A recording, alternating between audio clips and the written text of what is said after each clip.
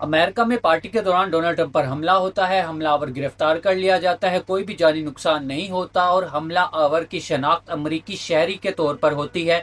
वो कैलिफोर्निया में रहता है और उसके बाद डोनाल्ड ट्रंप साहब एक प्रेस कॉन्फ्रेंस करते हैं। उस प्रेस कॉन्फ्रेंस में इस हमले को वो ईरान वॉर से जोड़ते हैं और कहते हैं कि कोई भी हमला मुझे ईरान के ऊपर हमला करने से नहीं रोक सकता, और कहते हैं कि मुझे नहीं पता कि ये हमला ईरान की तरफ से था या नहीं, लेकिन ईरान हमले के एपिसोड से मुझे कोई भी नहीं हटा सकता। और फिर उसी प्रेस कॉन्फ्रेंस में डोनाल्ड ट्रंप साहब से सवाल किया जाता है कि आखिर आपके ऊपर ये हमला क्यों हुआ, तो वो कहते हैं कि ये उन पर हमला होता है जो कि डायनामिक बदल देते हैं, यानी कि एक तारीख रकम कर देते हैं, कोई बड़ा कारनामा सर अंजाम देते हैं। और इस वाक़े के बाद डोनाल्ड ट्रंप साहब की पॉपुलैरिटी में इजाफा होता है और उनको फायदा होता है।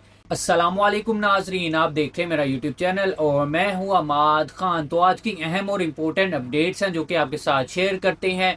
डोनाल्ड ट्रंप साहब पर हमला होता है। व्हाइट हाउस कोरेस्पोंडेंस डिनर के दौरान पार्टी में डोनाल्ड ट्रंप साहब पर हमला होता है और हमलावर को गिरफ्तार कर लिया जाता है। उस पार्टी में सहाफियों की बड़ी तादाद जो है वो भी मौजूद होती है और ये पार्टी वाशिंगटन में हिल्टन होटल में होती है और डोनाल्ड ट्रंप साहब भी उसमें मौजूद होते हैं। डोनाल्ड ट्रंप साहब बैठे किसी शख्स से बात कर रहे होते हैं।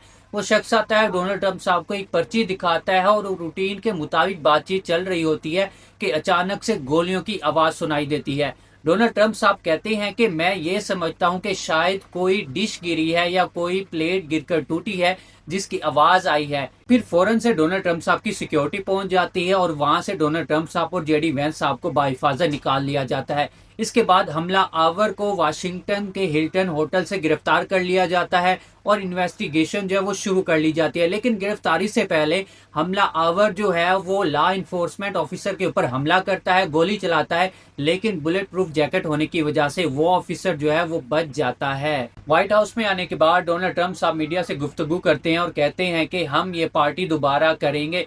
लेकिन यहाँ पर सवाल ये पैदा होता है कि इतनी सख्त सिक्योरिटी होने के बावजूद, इतनी सिक्योरिटी की लेयर्स होने के बावजूद वो हमला आवर डोनाल्ड ट्रंप साहब के करीब कैसे पहुंचता है, वो इतने वेपन्स लेकर, वो असला लेकर उस पार्टी में कैसे दाखिल होता है। अब हमलावर की जो पहचान होती है वो होती है अमरीकी शहरी के तौर पर और ये इनाम याफ्ता उस्ताद भी होता है और इसका नाम जो होता है वो कॉल एलन होता है। इसकी उम्र 31 साल होती है। पेशे से ये उस्ताद होता है और शहरियत इसकी अमरीकी शहरी होती है और कैलिफोर्निया में रिहाइश पजीर होता है। और कहा जा रहा है कि इस हमला आवर के पास एक लंबा हथियार होता है। वो पहले कम सिक्योरिटी वाली जगह पर जाता है, वहां पर अपना हथियार जो है वो असेंबल करता है और असेंबल करने के बाद ये डोनाल्ड ट्रंप साहब की तकरीब में जो है वो दाखिल होता है। ये कोई नॉर्मल मामला नहीं है। इतना बड़ा सिक्योरिटी ब्रेक, एक सवालिया निशान पैदा होता है कि एक प्रेसिडेंट की तकरीब में इतनी सख्त सिक्योरिटी होने के बावजूद कि हमला आवर कैसे दाखिल होता है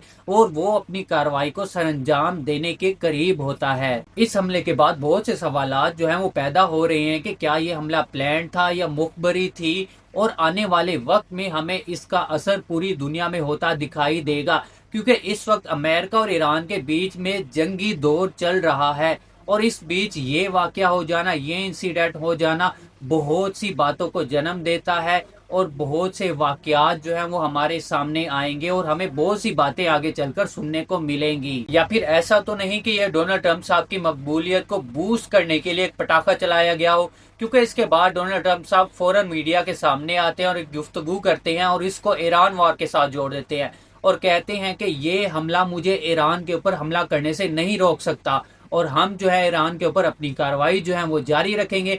मुझे नहीं पता कि ये हमला किसने किया, किसने करवाया, लेकिन मैं ये जानता हूं कि मैं अपने अहदाफ से पीछे नहीं हटूंगा।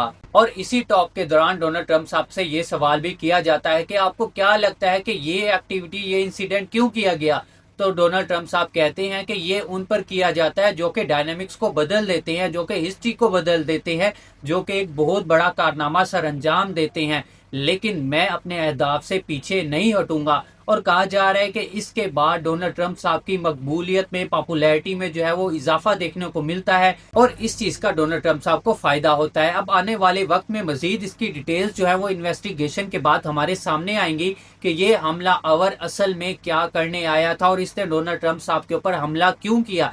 क्या ये हमला करके नुकसान पहुंचाने आया था, ये हमला करके बचाने आया था, ये तमाम डिटेल्स हमें आने वाले वक्त में जो है ये पता चल जाएंगी। इसके साथ साथ मैं आपको ईरान अमेरिका वॉर के हवाले से भी अपडेट करता चलूँ कि डोनाल्ड ट्रंप साहब कल एक ट्वीट करते हैं और कहते हैं कि हम 16-17 घंटों का सफ़र करके ईरानी वजीर खारजा से मिलने नहीं आ सकते। हम ईरान से अब बराह रास्त टेलीफोनिक तौर के ऊपर राब्ता करेंगे और जो भी मामलात होंगे वहां पर तय करेंगे, हल करेंगे। और इसी ट्वीट के बाद पाकिस्तान में इस्लामाबाद का शहर जो है वो खोल दिया जाता है।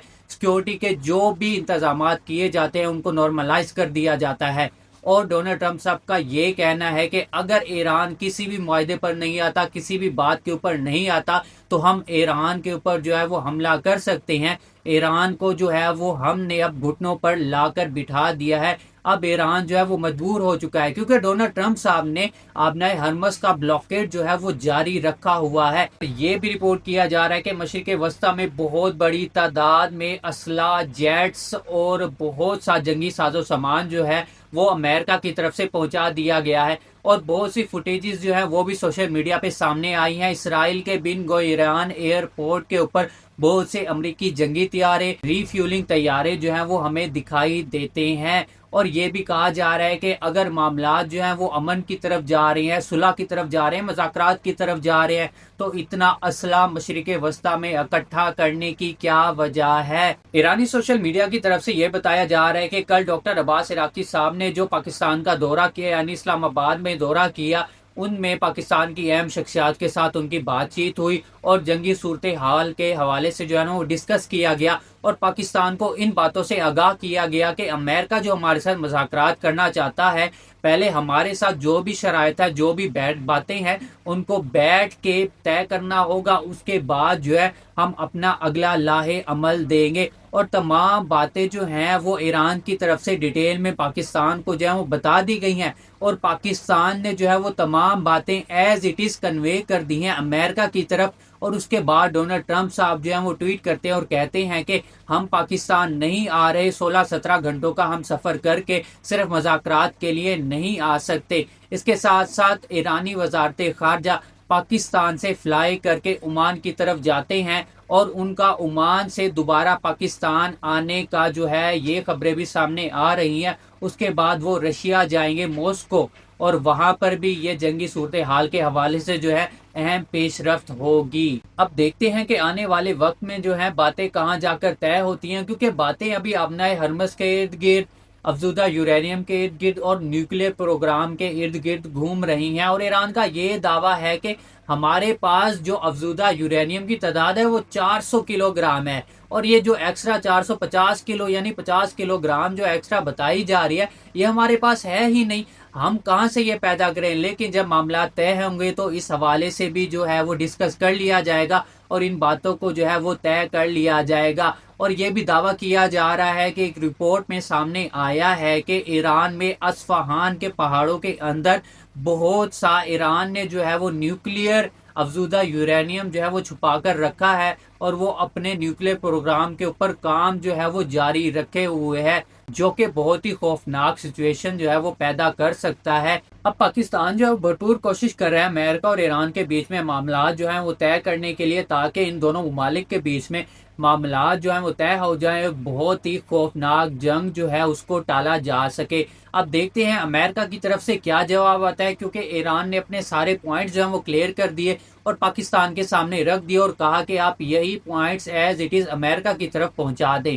अब अमेरिका की तरफ से जो जवाब आएगा वो फिर ईरान को पहुंचाया जाएगा और उसके बाद लाहे अमल जो भी है वो किया जाएगा, क्योंकि अभी डोनाल्ड ट्रंप साहब के ऊपर हमला हुआ है और उस हवाले से अमेरिका के अंदर जो भी इन्वेस्टिगेशंस जो है वो चल रही हैं और उसके बाद ही कोई फैसला किया जाएगा। और देखते हैं कि आने वाले वक्त में हमें कौन सा नया मोड़ देखने को मिलता है। फिलहाल की अपडेट से इतना ही। वीडियो को लाइक कर दें और चैनल को सब्सक्राइब कर दें।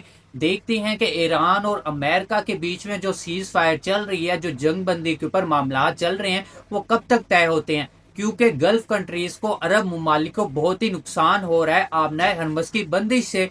दूसरा, डोनाल्ड ट्रंप साहब ने आबनाए हरमस के जो इर्द गिर्द ब्लॉकेट जारी कर दिया, जो ब्लॉक किया हुआ है आबनाए हरमस को, उससे ईरान को भी आने वाले वक्त में नुकसान हो सकता है। मिलते हैं नेक्स्ट वीडियो में, तब तक अपना और अपने इस चैनल का ख्याल रखें। टेक केयर एंड अल्लाह हाफिज एंड पाकिस्तान जिंदाबाद।